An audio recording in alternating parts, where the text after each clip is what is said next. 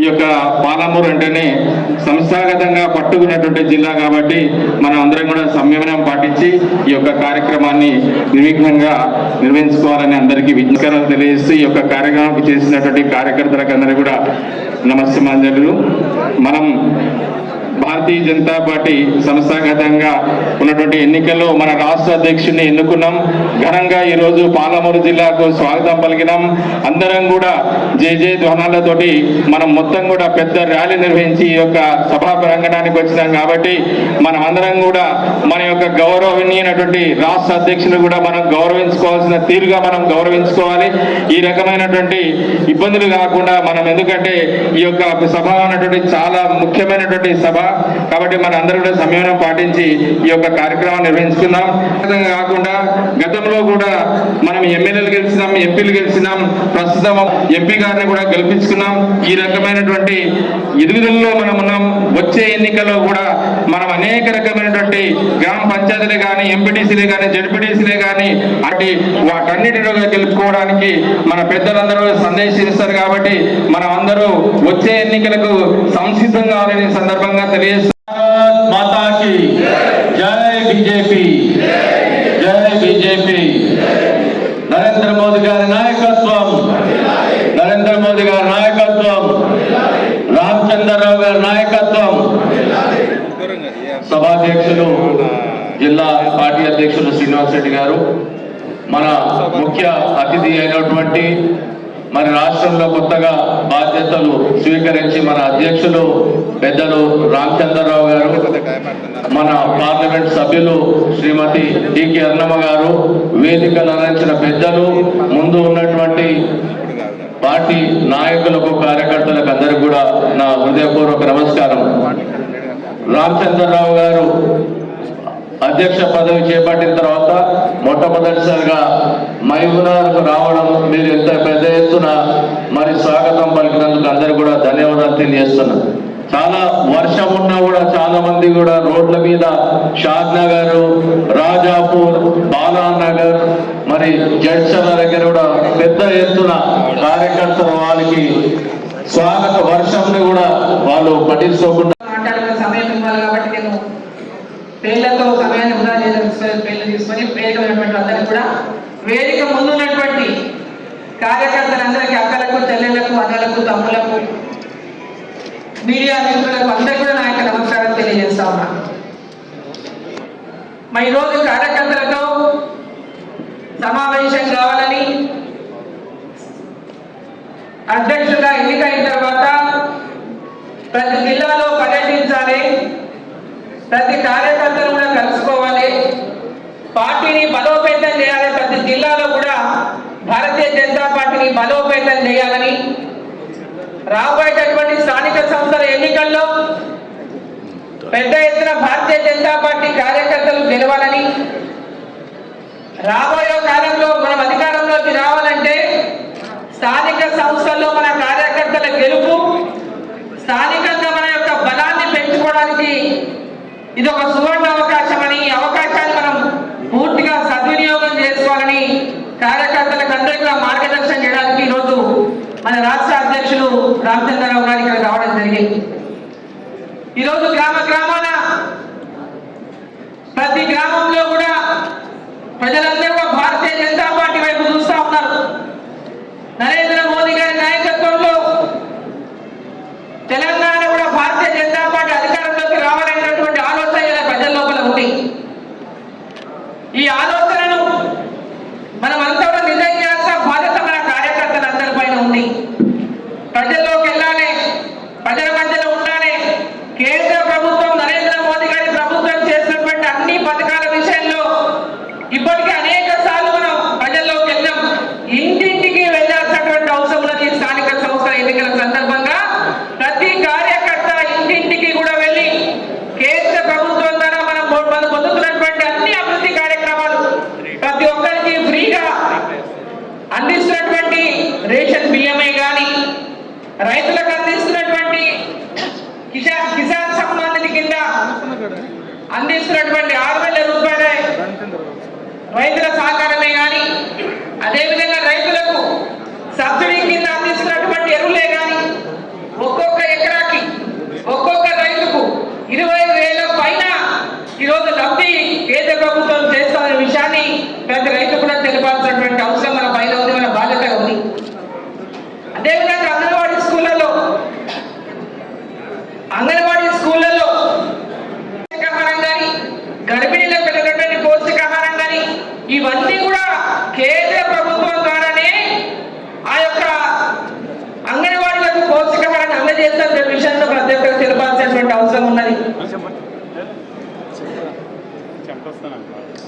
అట్లనే స్కూళ్ళలో mid day meals అంటే కూడా స్కూళ్ళలో ఏదైతే అందిస్తున్నారో మధ్యాహ్న భోజనం పిల్లలకు అది కూడా కేంద్ర ప్రభుత్వ నిధులతోనే అందిస్తామనే విషయం తెలిపాల్సినటువంటి అవసరం ఉంది.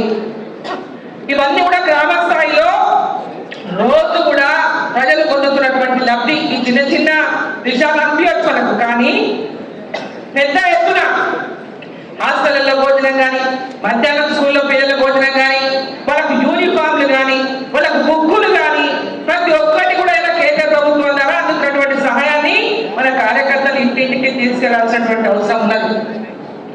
అదేవిధంగా గిట్టుబాటు ధరతో రైతుల ధాన్యాన్ని కొనుగోలు చేస్తా ఉన్నారు.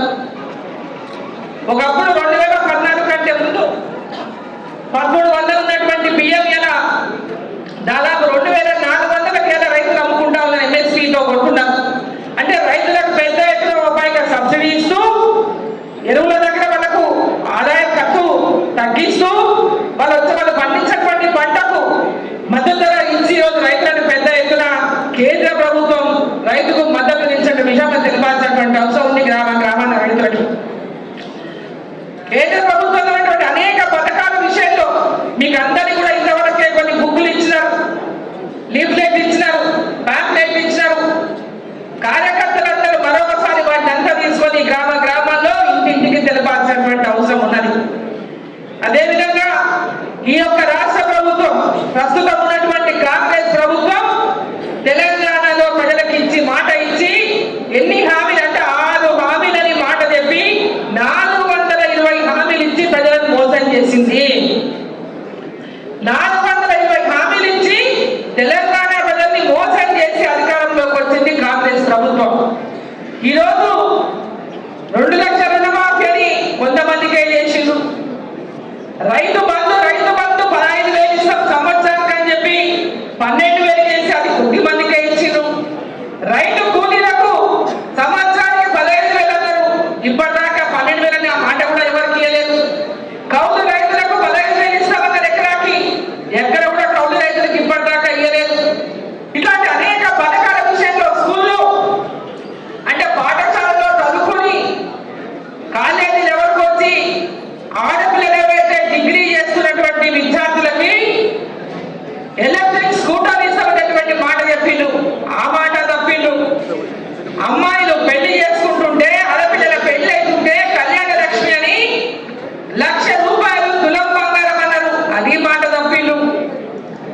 ఇట్లా ప్రతి ఒక్క పథకంలో 2,000 రూపాయల పెన్షన్ 4,000 చేస్తామన్నారు, మాట తప్పిండు. ప్రతి ఇంటికి 2,500 రూపాయలు మహిళలకు ఇస్తామన్నారు, మాట తప్పిండు. ఇట్లా ప్రతి ఒక్క తప్పిన మాటలన్నింటినీ కూడా ప్రజల్లోకి తీసుకెళ్లాల్సినటువంటి బాధ్యత ప్రతిపక్షంగా మన బాధ్యత మన పైన కార్యకర్తలపై ఉందని చెప్పి సందర్భంగా తెలియజేస్తా ఉన్నా.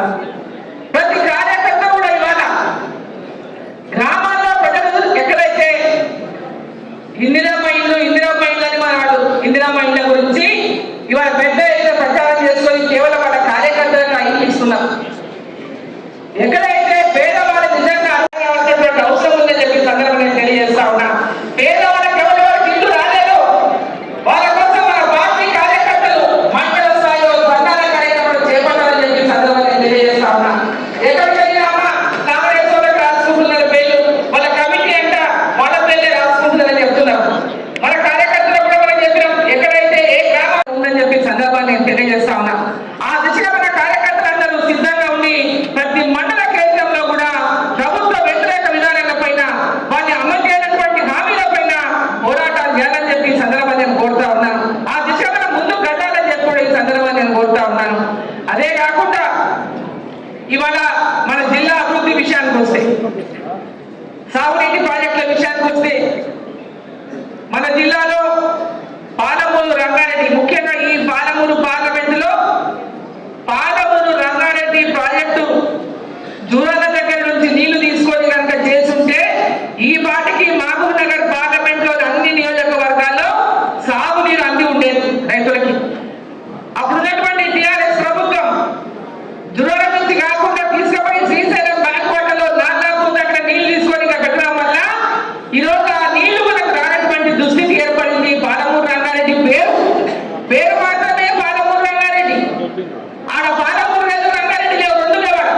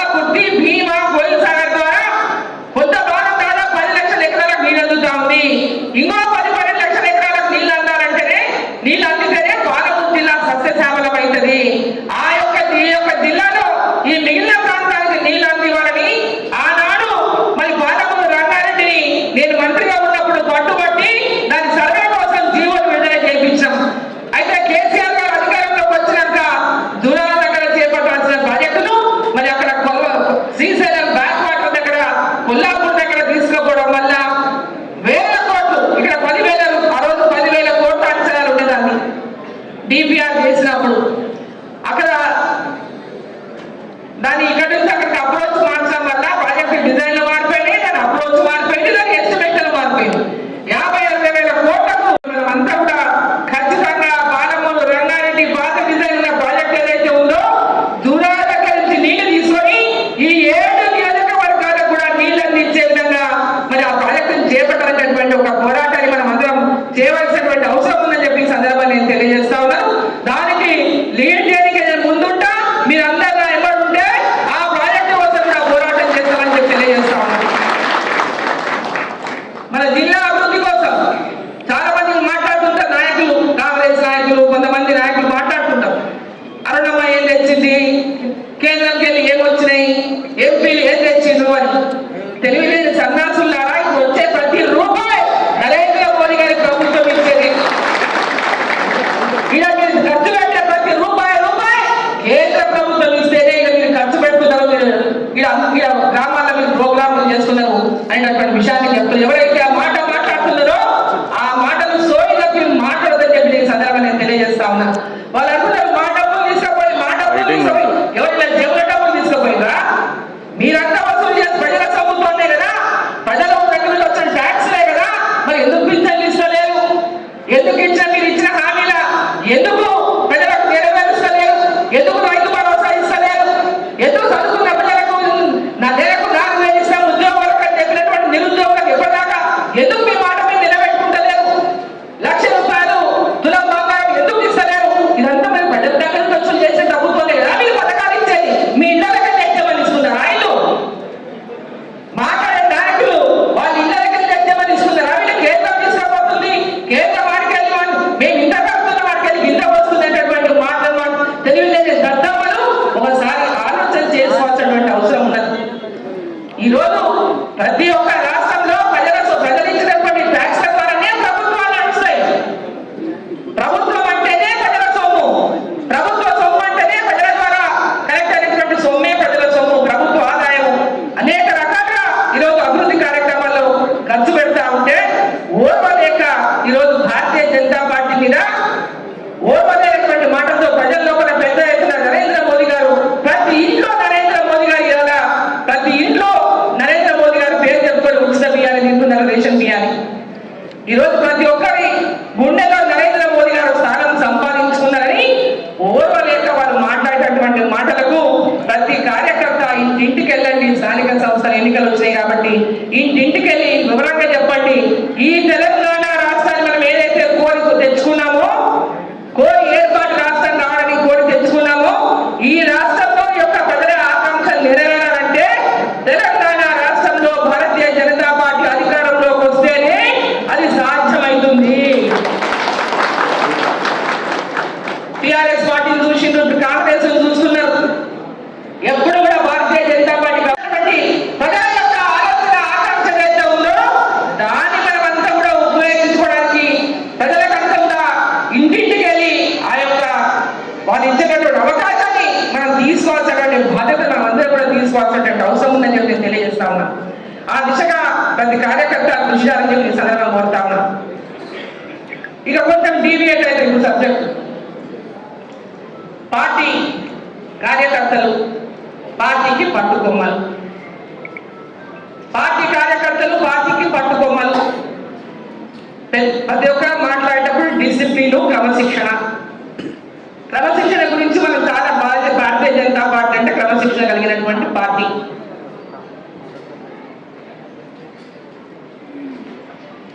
భారతీయ జనతా పార్టీ అంటే క్రమశిక్షణ కలిగినటువంటి పార్టీ. మరి పార్టీలో రేపు స్థానిక సంస్థల్లో మీరు అందరూ పోటీ చేస్తారు. ఎవరికి టికెట్ ఇస్తే వాళ్ళు పోటీ చేస్తారు, ఎవరికి బీఫామ్ ఇస్తే వాళ్ళు పోటీ చేస్తారు. మిగతా కార్యకర్తలను కూడా వాళ్ళు గెలిపించుకోవాల్సిన బాధ్యత ఉంది. ఉందా లేదా? పార్టీ ఎవరు టికెట్ ఇచ్చినా అందరూ కలిసి గెలిపిస్తారా లేదా? నాకు టికెట్ రాలేదు, నాకు టికెట్ రాలేదు కొట్లాడుకుంటూ కూడా కొట్టుకుంటారా? చెప్పండి. భారతీయ జనతా పార్టీ గెలిపిస్తారా? ప్రమాణం చేయడానికి చేతులు ఎవరు టికెట్ ఇచ్చినా గెలిపిస్తామని ప్రమాణం చేయడం లేదు. శ్రీరామ్ జై శ్రీరామ్ అంటామా?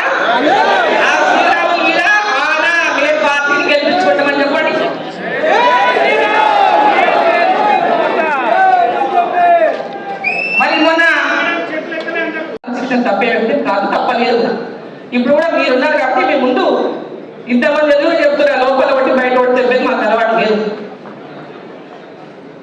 కార్యకర్తలందరూ క్రమశిక్షణతో ఉన్నప్పుడు పార్టీకి పని చేయకుండా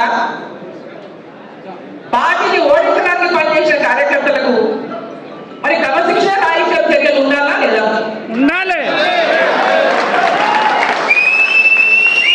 పార్టీ కోసం పని చేయకుండా ఓడగొట్టాలని పనిచేసే క్రమశిక్షణ రాహిత్య చర్యలు ఉండాలా లేదా? ఉండాలి. ఈరోజు ఇక్కడ చాలా మంది ఉన్నారు, నేను పేర్లు తీసుకోదలుచుకోలేదు. వాళ్ళ గుండె మీద చేసుకొని అదే జై శ్రీరామ్ అంటాం, అదే జై శ్రీరామ్ అని గుండె మీద చేయి పెట్టుకొని మరి భారతీయ జనతా పార్టీకే మేము ఓటు వేసాం, మేము వెన్నుపోటు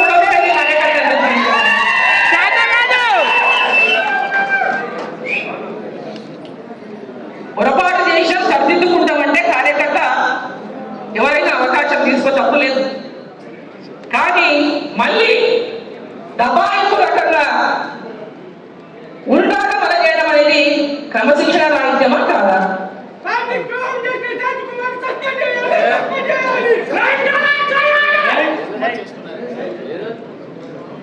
ఈరోజు అధ్యక్షుడు నేను సవినయంగా కోరుతున్నా, మీకు పార్లమెంట్ ఎలక్షన్లప్పుడు ఎవరు పని చేసిండ్రు, ఎవరు పని చేయలేదు, ఎవరు దావతులు ఇచ్చిండ్రు, ఓడి పోతుందని దావతులు ఇచ్చిండ్రు, ఓడి పోగొట్టండి అని చెప్పి దావతులు ఇచ్చిండ్రు, మరి అన్ని విషయాలుగా మేము ఇవ్వడానికి అన్ని రిపోర్ట్లు పార్టీ దగ్గర ఉన్నాయి.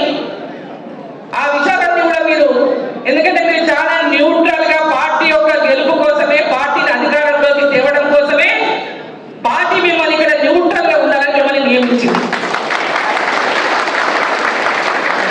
కేవలం పార్టీ గెలిపే లక్ష్యంగా పనిచేసే కార్యకర్తల మనసులు దెబ్బతినకుండా మీరు పూర్తిగా బాధ్యతలు స్వీకరిస్తారని చెప్పి ఈ సందర్భంగా మిమ్మల్ని కోరుతూ, కార్యకర్తలందరూ క్రమశిక్షణతో మెలగాలని, క్రమశిక్షణ తప్పి ఒకరు క్రమశిక్షణ తప్పినే మనం క్రమశిక్షణ తప్పొద్దని మరోసారి కార్యకర్తలందరూ నేను కోరుకుంటూ, మన ముందున్న లక్ష్యం స్థానిక సంస్థల్లో గెలిపే మన లక్ష్యం. ఆ తర్వాత రాబోయేటటువంటి ఎన్నికల్లో గ్రామ గ్రామాన మన శక్తిని పెంచుకునేదే మన లక్ష్యం. భారతీయ జనతా పార్టీ గుర్తును, నరేంద్ర మోదీ గారి పేరును, ఈ భారతదేశం యొక్క అభివృద్ధిని ప్రతి ఇంటికి అందించాలంటే ఆ శక్తి కేవలం నరేంద్ర మోదీ గారికి, భారతీయ జనతా పార్టీకి కమలం పువ్వు గుర్తుకే ఉన్నటువంటి విషయాన్ని ప్రతి ఒక్కరికి తెలియజేయాలని మనం అందరిగా కోరుకుంటూ, ఆ దశలోనే ప్రతి ఒక్కరు కూడా పనిచేయాలని చెప్పి ఆశిస్తూ, భారత్ మాతాకి భారత్ మాతాకి భారత్ మాతాకి. అధ్యక్షులు శ్రీనివాస్ రెడ్డి గారు వెయిట్ చేస్తున్నారు. మేమున్న పాలమూరు వస్తే మా శ్రీనివాస్ రెడ్డి సార్ మీటింగ్ పెట్టింది పైన పార్లమెంట్ మన బీజేపీ ఆఫీసు. కిందికి వచ్చిన తర్వాత కొంతమంది రైతులు నాకు విజ్ఞప్తి పత్రం ఇచ్చారు, సార్ ఇది మీరు కౌన్సిల్లో రేస్ చేయాలి సార్, ఇది చాలా సీరియస్ మ్యాటర్ సార్ అని చెప్పి వచ్చారు. అంటే కరెక్ట్ అమ్మాయి కానీ ఇప్పుడు మీరు ఎమ్మెల్సీ కాదు కదా, ఇప్పుడు ఏం చేస్తాను సార్, మీరు ఎమ్మెల్సీ కాదా సార్, మా ఎమ్మెల్సీ ఎవరన్నా వాళ్ళు అడుగుతుంది. నిజంగా నాకు రాజకీయ భిక్ష పెట్టింది పాలమూరు జిల్లా. మీరు పాలమూరు జిల్లా కార్యకర్తలకు, మేధావులకు, పాలమూరు జిల్లాలో ఉన్న ప్రజలకు ఎప్పుడు కూడా రుణపడి ఉంటా. వారికి నేను పారాభినందనలు వినియోగించడం. భారతీయ జనతా పార్టీ ఎమ్మెల్సీ క్యాండిడేట్గా నన్ను మొట్టమొదటిసారిగా ఆశీర్వదించి రెండోసారిగా చాలా నేరంలో నేను ఓడిపోయినటువంటి విషయం ఉంది. ఓటమి గెలుపు అనేది రాజకీయాల్లో ఒక భాగం. కానీ గెలిచిన తర్వాత ప్రజలకు అందుబాటులో ఉండడం అనేది చాలా ముఖ్యమైన విషయానికి ఉంటే, నేను 6 సంవత్సరాలు ఎమ్మెల్సీగా ఉన్నప్పుడు నేను ప్రతి తరచుగా మహబూబ్ నగర్ వచ్చి, మహబూబ్ జిల్లా, ఉమ్మడి జిల్లాలో వచ్చి ఇక్కడ ఉన్న ప్రజలు, కార్యకర్తలతో నాకున్నటువంటి యొక్క ఆత్మానుభవం చెప్తున్నాను. చాలా దగ్గరగా అందరూ నాకు అనుభవం ఉంది చెప్పి నేను నాకు చాలా సంతోషం ఉంది. నేను అధ్యక్ష అయిన తర్వాత ఇక్కడ ఈ యొక్క సభలో మీరుగా స్వాగతించేది, ఈవెన్ ప్రకృతి కూడా, దేవుడు కూడా మనం వాహనం ద్వారా మనం స్వాగతించే ఈ యొక్క భూమి ఏ మహబూబ్ నగర్ అయితే ఇక్కడ వాహనాలు పడవు, ఇక్కడ ఎప్పుడు కూడా ఎండిపోయి ఉంటాయి, ఇక్కడ పంటలు పడవు అనేటటువంటి భూమిలో బ్రహ్మాండమైన వాహనాలు పడతా ఉన్నాయి. నిజంగా ఆ భగవంతుడు కూడా నేను ధన్యవాదాలు చెప్తున్నాను. మంచి మనకు ఈరోజు సహకరించారు మన కార్యక్రమానికి. రెండో విషయం వచ్చారు, మహబూబ్ నగర్ అనగానే ఈ వలసగా ఒక జిల్లా అనేటువంటి పేరు. గతంలో కేసీఆర్ గారి ఇక్కడ వచ్చినప్పుడు ఇది వలస జిల్లాగా వలసలు పోవని చెప్పారు. రేవంత్ రెడ్డి గారు ముఖ్యమంత్రి నీదే జిల్లా అని చెప్పారు. నేను కూడా ఇక్కడి నుంచి వలస పోయిన ప్రకటన చేయాలని చెప్పారు. కానీ ఈ రోజు మనం చూస్తా ఉన్నాం, వలసలు తగ్గలే. మహబూబ్ నగర్ జిల్లా నుంచి బాంబేకు చాలా బస్సులు పోతా ఉన్నాయి, చాలా మంది ప్రజలు వలసలు పోతున్నారు. ఇది తగ్గలేదని విషయాన్ని కూడా రేవంత్ రెడ్డి గారు మీరు చెప్తాను. మీరు ముఖ్యమంత్రి గారు, మీరు ఈ రోజు మహబూబ్ నగర్ లో జరుగుతున్నటువంటి యొక్క సమస్యలు పట్టించుకోవాల్సిన బాధ్యత మీది, సమస్యమైన బాధ్యత మీది. ఇక్కడ నుండి నెట్టంపాడు కానీ, ఇక్కడ నుండి జూరాల కానీ, ఇక్కడ ఉన్నటువంటి అనేక చిన్న ప్రాజెక్టులు ఏదున్నాయో దాని మీద దృష్టి పెట్టి ఆ పెండింగ్ ఏదో వర్క్స్ ఉన్నాయో పూర్తి చేస్తే సగం మహబూబ్ నగర్ ఉపనాలకు నీళ్ళు అందుతాయని చెప్పే విషయాన్ని కూడా ఈరోజు ముఖ్యమంత్రి గారిని గుర్తు చేస్తాను. ఈరోజు ముఖ్యమంత్రి గారిని అడుగుతున్నాను, మీరు రాగానే పాలమూరు రంగారెడ్డి విషయంలో పట్టించుకుంటున్నారు. 19 నెలలు అయిపోయింది. ఈ రోజు పాలమూరు రంగారెడ్డి విషయం పట్టుకుంటే ఇక్కడ ఉన్నటువంటి దేని గురించి కూడా మీరు మాట్లాడలేదు. ఇక్కడ ఉన్న సమస్యలు కూడా ఏది మాట్లాడలేదు. మీరు ఎప్పుడు కూడా మీరు ఢిల్లీ పోతా ఉన్నారు, పురస్కార వాళ్ళ కోసం పోతారు, భాస్కర వాళ్ళ కోసం పోతారు, మీ ఇష్టం. కానీ తెలంగాణ ప్రజలను మనం మర్చిపోవద్దు. ఏ తెలంగాణ ప్రజలైతే కాంగ్రెస్ కు అవకాశం ఇచ్చిందో ఈ తెలంగాణ ప్రజలను మర్చిపోకుండా తెలంగాణ ప్రజల సంక్షేమం కూడా బాధ్యత మీది అని చెప్పి చెప్తున్నాను. మీరు మాట్లాడుతూ ఉన్నారు ఈరోజు బీసీ రిజర్వేషన్ 42% ఇస్తారని చెప్పేసి. కానీ మొన్న మీరు చేసిన కులగణలో 46% బీసీలు ఉన్నారు. మరి 46% సరే 42% మీరు ఇస్తున్నారు. కానీ బీసీల కులగణలో 46% బీసీలు ఉంటే 42 మీరు దాన్ని కుదిస్తే మళ్ళీ అందులో 10% ముస్లింలకు ఇచ్చి బీసీలకు ఇచ్చేది మీరు 36%. ఇక్కడ దగా చేస్తుందని తెలంగాణ బీసీలు అని చెప్పేసి ఈ కాంగ్రెస్ పార్టీ హెచ్చరిస్తామంటున్నారు. భారతీయ జనతా పార్టీ మాకు అధికారం వస్తే మతపరమైనటువంటి రిజర్వేషన్ తీసేస్తాం. వాళ్ళకి ఆల్రెడీ కొన్ని రిజర్వేషన్స్ ఉన్నాయి, వాళ్ళకు కూడా న్యాయం చేసేటువంటి ప్రక్రియ చూస్తున్నానే. బీసీలకు ఎంత శాతం అయితే వీళ్ళకు మీరు చూపెడుతున్నారో అంత శాతం కన్నా ఎక్కువ మీరు న్యాయం చేసే ప్రయత్నం మీరు చేస్తాం. ఎంతమంది బీసీ ముఖ్యమంత్రి చేశారు ఈ యొక్క తెలంగాణ కానీ ఆంధ్రప్రదేశ్ అని చెప్తాం. Congress party విమర్శిస్తుంది, Congress party విమర్శిస్తుంది. రేవంత్ రెడ్డి గారు అంటున్నారు, మోదీ గారు కన్వర్టెడ్ బీసీ అని. మత మార్పులు ఉంటాయి కానీ కుల మార్పులు ఉండదు. రేవంత్ రెడ్డి గారు తెలవలేము, వారికి రాహుల్ గాంధీ చెప్పలే పాపం. ఇప్పుడు రాహుల్ గాంధీ పాపం ఆయన కులం ఏదో మనకు కూడా ఆయన కూడా పోస్టులే. అయితే భారతీయ జనతా పార్టీ ఒక బీసీని ప్రధానమంత్రి చేసింది. మా క్యాబినెట్ లో 27 మంది బీసీలు ఉన్నారు, మీ క్యాబినెట్ లో కేవలం 2 మాత్రమే ఉన్నారు. అది గుర్తుపెట్టుకోండి మీరు. మా క్యాబినెట్ లో 27 మంది ఉన్నారు, మీ క్యాబినెట్ లో 2 మాత్రమే ఉన్నారు. మీరా బీసీ గురించి మాట్లాడేది. బీసీ కమిషన్ పెట్టిందే భారతీయ జనతా పార్టీ. మీరు ఓబీసీ కమిషన్, ఎంబీసీ కమిషన్ మనకు ఉన్నాయి, ఇంతవరకు దాని గురించి మాట్లాడలేదు. కులాల పేరు మీద మీరు ఏదైతే మీరు చెప్తా ఉన్నారో ఈ కులగణన ఏదైతే ఉందో సరైన కులగణన కేవలం కేంద్ర ప్రభుత్వం చేసేటటువంటి సెన్సస్ లో కులగణన ఉంటుంది. కానీ మీరు చేసేది కూటమైనటువంటి కులగణన. పక్కన ఉన్నటువంటి కర్ణాటక కూడా వాళ్ళు ఒప్పుకున్నారు, మీరు సరిగ్గా చేయలేదు, మళ్ళీ చేస్తామని చెప్పేసి. మీరు పోయి పవర్ పాయింట్ ప్రజెంటేషన్ ఇస్తూ ఉన్నారు, అక్కడ ఏవో చేస్తూ ఉన్నారు. మీరు ఏదైనా చేయండి, మీరు కానీ తెలంగాణ బీసీలు, తెలంగాణ బీసీ బిడ్డలు మిమ్మల్ని శ్రమించరు. ఎందుకంటే ఈరోజు ఏ గురుకులాల్లో అయితే మన వెనకబడిన మన ఒక బలహీన వర్గాల నుంచి బడుగు బలహీన వర్గాల నుంచి చదువుతున్న పిల్లలు ప్రతిరోజు గురుకులాల్లో చనిపోతున్నారు, అనారోగ్యతున్నారు, హాస్పిటల్ చేస్తా ఉన్నారు. దాని గురించి మీ ప్రభుత్వం ఏం చేస్తుందని చెప్తా అడుగుతున్నాను మిమ్మల్ని. ఇక్కడ ఉన్నటువంటి పాలమూరు విశ్వవిద్యాలయం అన్నమ్మ గారు 100 కోట్లు ఇచ్చారు. మీరు ఏమి ఇచ్చారని అడుగుతున్నాను. అక్కడ 10లకు సరైన 300 మంది సంబంధించినటువంటి మీకు కెపాసిటీ ఉంది. 700 మంది ఉంటే 300 మంది సరిపోయే బాధ్యతలు ఉన్నాయి. మహిళలకు అక్కడ రక్షణ లేదు. అక్కడ కూడా మీరు పెట్టే బియ్యము పెట్టే మెస్లో ఫుడ్ తిని అక్కడ విశ్వవిద్యాలయాల విద్యార్థులు గవర్నమెంట్ హాస్పిటల్ అడ్మిట్ అవుతా ఉన్నారు. ఇది మీ యొక్క పరిపాలన. బీసీ హాస్టల్ చూడండి, గురుకులాలు చూడండి, మీ యొక్క బ్యాగ్ అడుగుతున్నాను. మీకు చిత్తశుద్ధి ఉంటే ఇవన్నీ కూడా మీరు దీని మీద శ్రద్ధ పెడతారు. కానీ ఢిల్లీకి పోవడం అనేది శ్రద్ధ కాదు. ఈరోజు వెళ్ళారా రేవంత్ రెడ్డి గారు మాట్లాడుతూ ఉన్నారు, ఇక్కడ నా గడ్డ అని చెప్పేసి, ఈ మహబూబ్నగర్లో నేను పుట్టానని చెప్పేసి. కానీ మర్చిపోవాలే ముఖ్యమంత్రి గారు, మీరు ఇప్పటి నుంచే మహబూబ్నగర్ గడ్డ ఇది బీజేపీ అడ్డా ఉందని చెప్పేసి రాబోయేటటువంటి ఒక స్థానిక ఎన్నికల్లో భారతీయ జనతా పార్టీ భారీ మెజార్టీతో గెలుస్తుంది. మహబూబ్ నగర్ లో ఉన్నటువంటి ఒక 5 ఉమ్మడి మహబూబ్ నగర్ ఉన్నటువంటి 5 జిల్లాలు కూడా జెడ్పీస్ అన్ని కూడా భారతీయ జనతా పార్టీ కైవసం చేసుకుంటారని అనుకుంటున్నాను. ఈరోజు చూస్తుంటే యువకులు మహిళలు ఈరోజు బీజేపీకి ఆదరిస్తున్నారు, ఈరోజు స్వాగతిస్తున్నారు బీజేపీని. 33% రిజర్వేషన్లు తెచ్చిన మహిళలకు బీజేపీ, 33% బీజేపీకి రిజర్వేషన్ చేస్తే ఈరోజు మహిళల్ని అడుగుతా ఉన్నాను, కోరుతా ఉన్నాను, భారతీయ జనతా పార్టీ ఆశీర్వదించండి. మీరు కూడా చదువుకున్నటువంటి లేడీస్ రాజకీయాలు రాండి, అందరికీ మంచి అవకాశం ఉంది.